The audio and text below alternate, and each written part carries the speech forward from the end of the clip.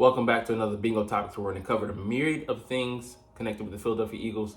First up here, let's look at the draft prospects and how they maybe fit into the puzzle here in Philadelphia, all the way to some free agents and who we could potentially bring here into the fold in 2024. Free agency starts in March.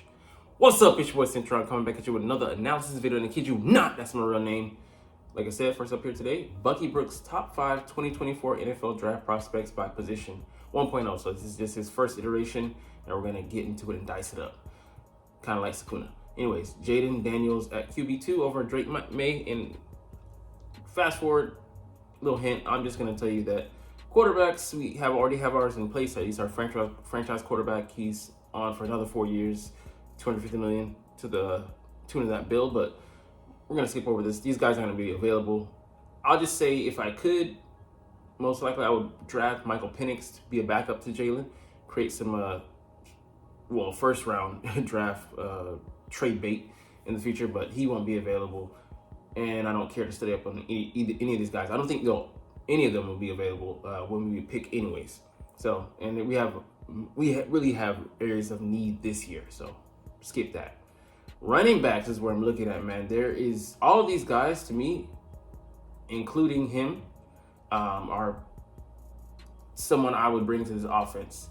I think they're all versatile guys. To some degree, they can be receivers. Jonathan Brooks, the youngest guy, had the knee injury dealing with. I don't think any of these guys will be first-round picks, so that works out in our favor. I don't think we're going to go second or third round with running back. I mean, we very well could. I'd be happy if we got a guy in the third round, such as Trey Benson, Florida State, woo, my alma mater. But, getting back to Jonathan Brooks, 6 foot, 207, modern day running back, has those soft hands. So, how does he hold up in pass coverage? He's a younger guy, but, get him young, pause. And he could be a game breaker for us. And all these guys run in the 4.4 range, it seems like. And even maybe this guy, he's a monster. He's the piece de resistance. But I would take any of these guys. But Trey Benson, even at 221, 227, I think, 6 foot 1, he might run in the 4.3 range. High 4.3s, but still, that's amazing at his size. He had a run of breaking 22 miles per hour last year. Crazy. Blake Corum, a solid back, smaller, I think 5'8", 5'9" range, but 213, solid, and he grinds out the tough yards. Bucky Irvin, a more explosive guy, quick start-stop ability, and he's a good receiver. Don't know how either of these guys. I think he holds up better in pass coverage. In pass pro than Bucky. He's a slighter frame guy, but Audric Estime, 5'9", but I think he's 212 or 220 in the 220 range. Crazy, man. He runs in the 4.4. So all these guys, it's lack star power, but these guys are studs. I really want to see what they bring to the table. And Braylon Allen is the guy that I'm looking at, a junior coming out of Wisconsin. They have those tough, big, physical backs. This guy is huge. He's I think 6'1" or 6'2", 240 range, but still runs a 4.4, like running the 4.4 to 4.5s. I definitely would take that. A bulldozer, but guy who can also pass pro and has some receiving chops. So running back position is one we need. We have only Gainwell in the backfield, and we don't know whether we're going to re-sign Swift if he's amenable to a lower end deal. Lower than the Miles Sanders range, maybe like $5 million or so a year. I think I could see how we bring them in or we bring them back, but we never know how it's going to go. So wide receivers, of course, if you could get this guy, it would be crazy. But I think someone in our wheelhouse would be maybe Brian Thomas or Keon Coleman, but I think he goes too high. But he's that size, height, weight ratio, 6'4", 210. Probably runs in the 4.5s, but I take it. He's physical, scores a lot of touchdowns. Was an explosive guy. I think he came out of Michigan, or it might have been Michigan State. But highly talented guy. Again, alma mater shining out here. Brian Thomas, this guy here, man. He's explosive. And I like to have a backup, who has some talent on the outside and has some good measurables. He's 6'2" or so, I believe. Might be taller, but can he play on the inside? Because that's what we need. But this is the guy that I really want, Lad McConkey, talented guy out of Georgia. He runs excellent routes. He's pro ready already with the way he uses his speed, alters it throughout the route, or throughout the game. Just pristine. So I mean, he still might go too high. I think he goes in the second round. But if he makes it to the third, man, just a guy to look at, man. And he might run in the 4.4s as well. So he has that long speed as well. He can affect all three areas of the field: short, intermediate, and long. So it'd be a great guy to pair up with AJ and Devonta. They take all the attention away, and he gets to just shine there. So tight ends, explosive, gonna go way too high, but would be the perfect guy to get. But the guy I'm really looking at, is Theo Johnson here out of Penn State. 6'5" or 6'6" guy. He can block, one of those dual threats. A poor man's Dallas Goedert. AJ Barner also might be, to a lesser degree, same vein of Theo Johnson. He's also tall, 6'6". But man, I want a dual threat tight end, so we don't have to have a tell. Stoll's coming in, it's blocking. Calcaterra's coming in, it's receiving. You can have those two tight end formations and run out of those, pass out of those. Gives us so many different options. And Kelly needs another toy to play with there at tight end too. This guy here, don't know, more of a developmental guy, but could bring him in, on day 3. Offensive tackles, this draft is freaking stacked. Any of these, all these guys will be first round picks, including the 6th guy to keep an eye on. So take your pick of who you want to back up Lane Johnson until he decides to hang him up. Could be Talisi, could be Marius Mims, lovely. JC Latham, lovely. Troy, great. I would say good, to very good. But there's guys behind this that we haven't even talked about because there's so much depth there. But if there's a run on these guys, it could put us in a pinch because I know we want to draft a guy for the future. So we'll see. Interior guys, the top 2, Graham Barton, I'd really put Jackson Powers Johnson over him, but we're not in the market for those. It's crazy. People are penciling this guy in. Oh, we need another center. Tell me you don't know about the Eagles roster without telling me. Anyways, couple of these guys though, 4, 5, and 6, I would maybe be looking at for depth because we do need some depth on the interior. And I don't think we'll be able to re-sign everybody that's going out to find greener pastures.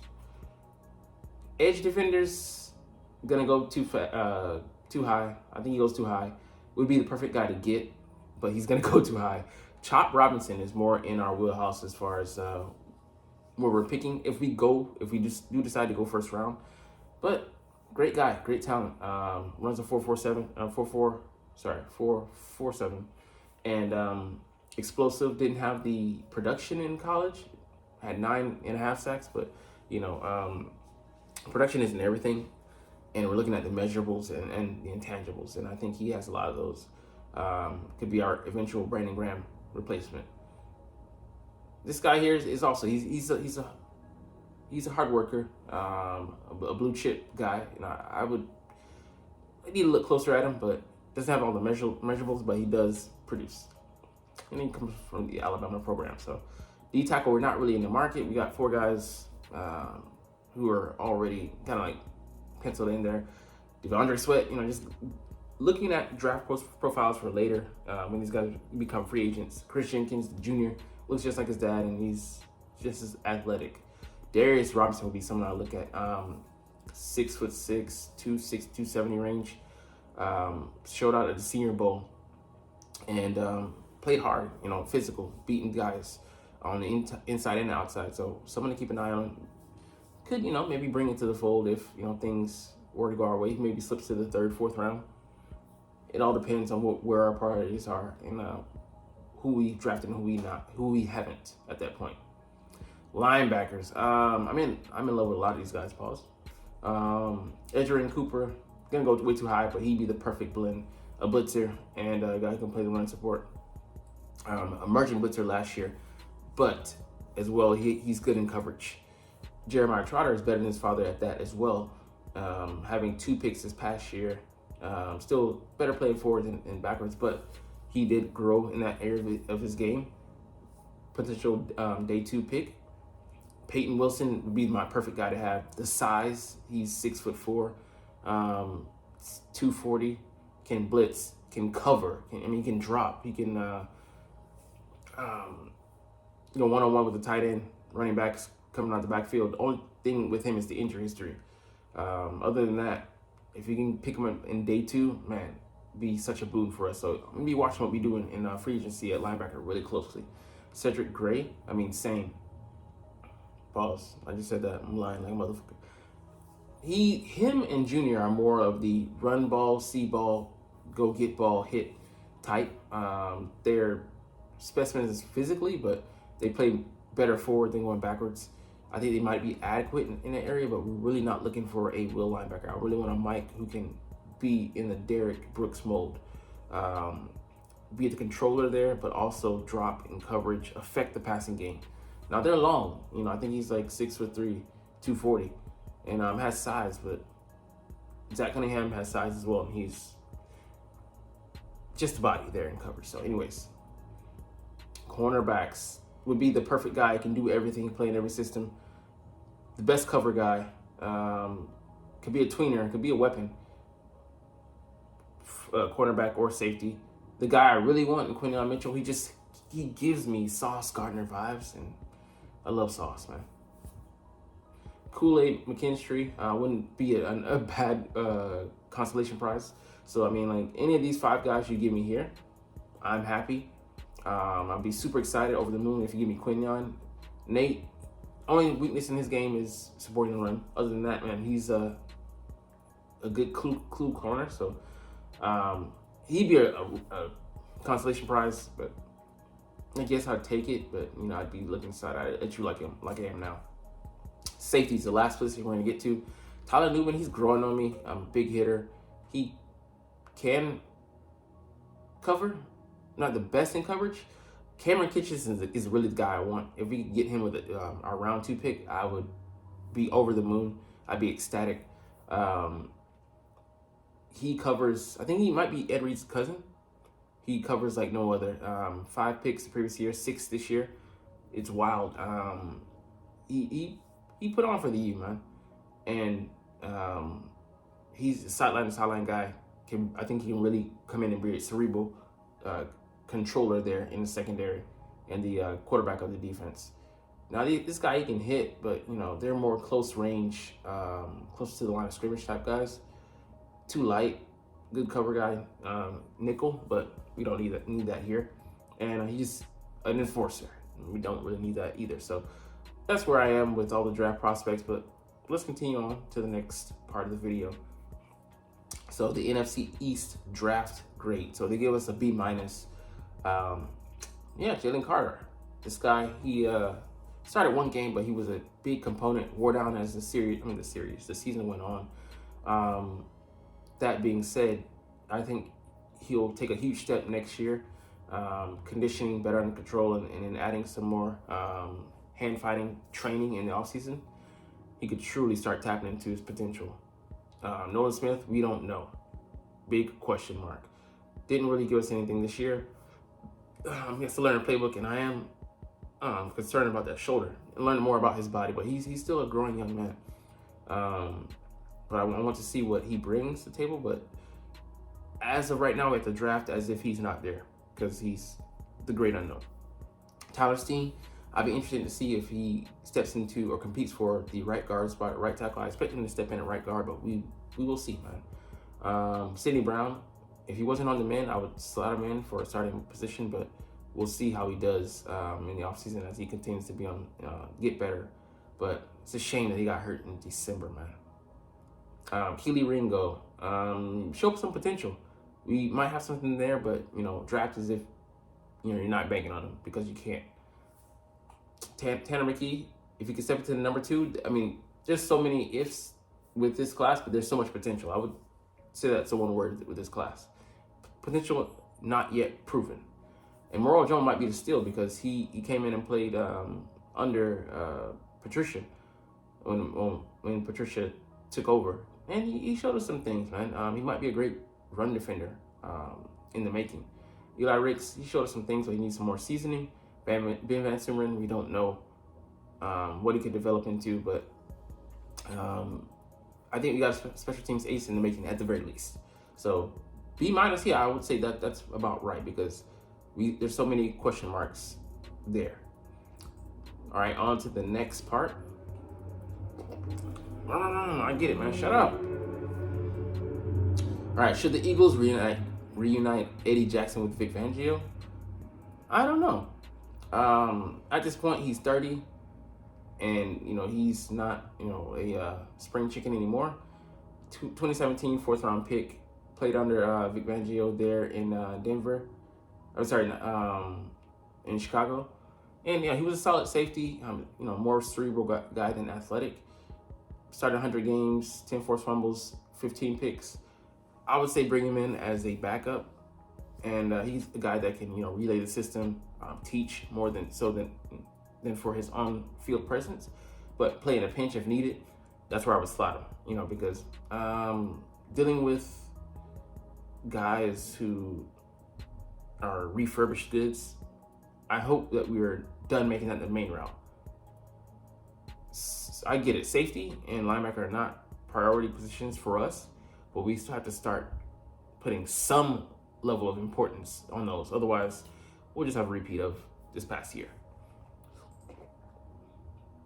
And a guy we could be looking at, Andrew Van Ginkel, as a potential free agent to come in. He had a solid season. He's 6'4", 242, can blitz, play inside linebacker, had a pick, 69 tackles, and a career high 6 sacks.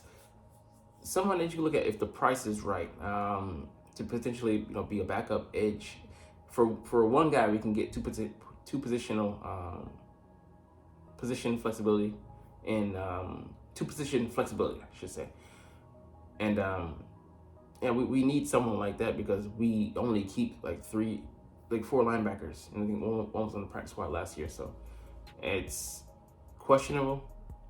But with the way we do it, dole out resources, it'd be one of the better ways to go. And I think he could have a solid role here and be a solid player. Not anything special, but pretty damn solid. All right, the last thing we'll look at here, mock draft. I've been on these and just talked about this guy, but they have us slotting in and picking Quinyon Mitchell. Like I said, this is a top corner for me. Played at a small school in Toledo. Saw played at Cincinnati, so it wasn't the biggest conference, but the measurables and all that. He's 6 foot, $196. Expected to run in the 4.3, so the athletic profile sticks and also can play in the slot, has that experience. But yeah, great fit for us. He can play man, zone, both at a high level. And in this scheme, I think Vic wants to be multiple, so we need guys like that, and he can come up and support the run. Another thing, you can't be afraid to tackle, which Nate Wiggins is. He'd be my top guy just based off of cover skills, but we need a guy who can come up and hit somebody. If you can't set the edge, swap in place of the safety and be that guy, Philly's probably not the best place for you. But anyways, we'll get up out of here on that note. Anyways, you're not watching. It's all good though, because I love making these videos and I love talking about the freaking Eagles. So we'll chunk the deuces, but as always, it's fly, Eagles fly, and let's motherfucking go. Like, comment, share, subscribe Thanks for watching. Check me out at Cintron, Cintron Anime, Cintron Life, or Cintron Laughs, or other social media.